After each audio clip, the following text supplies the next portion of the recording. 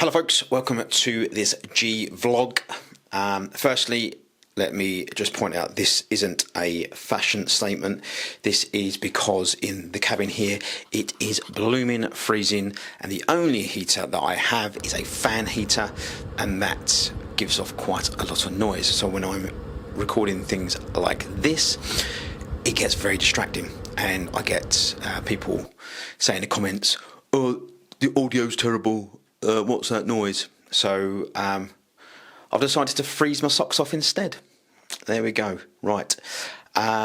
So this GVLOG, first and foremost, it is the first GVLOG of 2025, even though today is the 20th, so a little bit behind. Happy New Year to you all. What I wanted to discuss in this GVLOG is looking ahead towards 2025. There are a lot of things that have changed and continue to change within sort of the creative field, irrespective of what field within the creative bubble you are in. They all are forever changing. So you've got to adapt and roll with the punches. So I started out as a photographer doing photography, and over the years I've evolved, still do the photography, but also incorporate some video stuff in there as well. And with the, I say, introduction of AI, it's not really an introduction, it's been around in one form or another for a long time, but only now are we really becoming aware of just what AI can do. Now there are many facets of AI, so speaking specifically towards using AI within the creative market, I've been toying around with a few things there and trying to see how it can benefit what I already do. So how it can benefit or work in cohesion with my photography, with my videos. I'm not one of these people who have completely dismissed AI and thinking it's going to take our jobs. It's not. I don't think it ever will. Does it make our lives easier? Yes, it does. Are there certain aspects of what certain people do that businesses are going to turn to AI? At some point in the future, yes, but right now, no, it's still relatively new. People are still learning. AI itself is still learning. And I think what a lot of people have done is they've immediately thought that, especially when it comes to the imagery-based AI, that it's stealing their work. It's not. It uses work, it uses pieces of video or photography or infographics, illustrations. It uses samples of those to draw inspiration from, which is no different to you or I saying, I've got an idea, let me go on to the internet, search what's already out there and take inspiration from other people's work. It's exactly the same. The only difference is it gets generated within seconds, as opposed to spending hours, weeks, or days, or weeks of us doing it ourselves on the computer and doing that research. So I don't think AI is going to take our jobs anytime soon. So I'm exploring that as well, but it's not something that I will be doing. I was saying is going to take over what I do. I'm looking at it from a perspective of how can it benefit what I already do. So because of that, when I first started out, I was doing photography, and my website is photography based. And in 2025, what I've also done now is I've also set up a side business from that called Cine Frames Creations. And that's going to be all of the other things that I do outside of photography. So I still have the photography business. Everything else is going to come under Cine Frame Creations, and depending on how well that goes, if it takes off, it may well consume the photography side as well. So I don't split it, all comes under the one umbrella, but that remains to be seen. In 2025, I want to be more strategic with my posts as well. I'm sure I'm not the only one here who tries to be everywhere. And I heard a quote, I can't remember who said it, but the quote is, if you try to be everywhere, you're actually nowhere.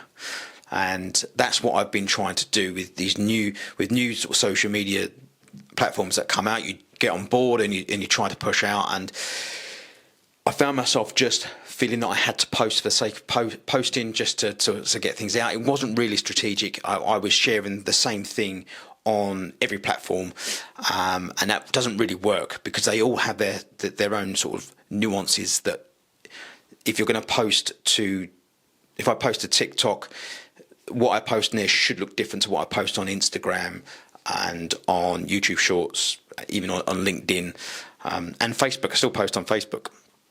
So they should all have, or they should all look different. So I'm going to be more strategic in my posting. I'm not going to be trying to post to every platform. So my business is, it's me. I'm here in this 2x3 cabin space that is extremely cold without the fan heater on. You may well be able to see my breath on the air because the temperature's dropping very, very quickly. So I think my focus for 2025 is going to be, the podcast is going out, but that goes out on YouTube, which will make more sense in a minute, because I'm going to talk about what I think, what I'm going to be focusing on, and on what I think everybody else should be focusing on as well this year. So podcast, YouTube, and LinkedIn are my preferred platforms of choice. Everything else will, if I get time, I will post on, but those three are my main focus. Now, in the interest of transparency as well, photography isn't my sole income. Being a creative isn't my sole income. I do have a job as well, so this kind of almost falls as now falls as either depending on where you are in the world, a business interest or a side hustle, depending on how you refer to it. So I have got a job as well, plus I have a young family, so I'm trying to rebuild the business alongside going to work, doing the family thing, and sort of prioritizing being a husband, being a dad to the children, and doing all the things that I should be doing there as well. So what these vlogs are going to be are some real sort of honest and just sort of raw me talking to the camera, no bells, no whistles, just me sharing the ups and downs, the highs and lows of me trying to balance having a job, being a husband, being a parent, and trying to navigate my way through doing photography, doing video, and doing the editing side of it. So one of the things I've found, and I'm sure you have as well, is when quoting for work, quite often you get the response of, that's quite expensive, because people don't really understand what it is or what it takes to create a photo or create a video or whatever it is within the creative genre that you do. People don't fully understand the time and the effort that goes into creating what it is that we do. And I think as creators, it's our responsibility to educate those who, through no fault of their own, simply don't understand what goes into creating a photo, a 60-second video, or a full video production. So one thing I believe that everybody should be doing, and I'm going to be doing, is creating more behind the scenes, sort of real raw videos. Doesn't have to be a motion picture masterpiece, but this needs to be part of the overall social media marketing strategy, I believe, so people get to see just what goes into creating what it is that we produce, and the time that goes in to it. So for me, example, because I'm juggling quite a few things. A lot of the work that I will be doing or chipping away at will be late in the evening. I think it's important that that we share that. People get to see that being a creative isn't just nine to five. So yeah, that's what I wanted to jump on and talk to you about today. I don't want these vlogs to be particularly long. I just want them to be short, sharp and punchy, to the point. I know I rambled a little bit today, but this is what I'm trying to achieve through these vlogs, to share my journey and hope that you follow along. Don't just watch, but you chip in as well and share your experiences, what works, what doesn't work, and let's sort of navigate it all through together.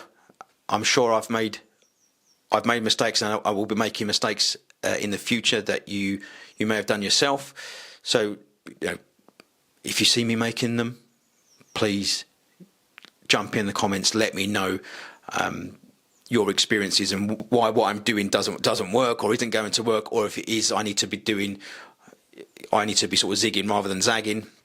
And yeah, hopefully together as a community we can all get to where we want to be. So I will also be sharing the behind the scenes. Now, the behind the scenes, like I say, this is going to be a real drive for me throughout 2025. They are going to be raw as hell. I'm not looking to make them look into cinematic masterpieces. I'm not looking to make them particularly long. Don't expect fancy transitions. They're probably going to be jump cuts all the time, and I'm going to try and condense those into less than 2 minutes every time. They are going to be really, really raw. But if you want to check those out as well, they'll be on the YouTube channel as well. So I don't always say this. I don't think I've ever said it. So subscribe to the channel. Yeah, I don't say that because you folks know what you're doing. If you like what I'm putting out there, subscribe. Let me know. Leave a comment. If you don't like what I'm doing, you don't need to be nasty. You don't need to be negative in the comments.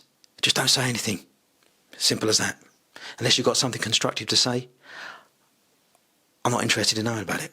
So until next time, be creative, be inspired, be you.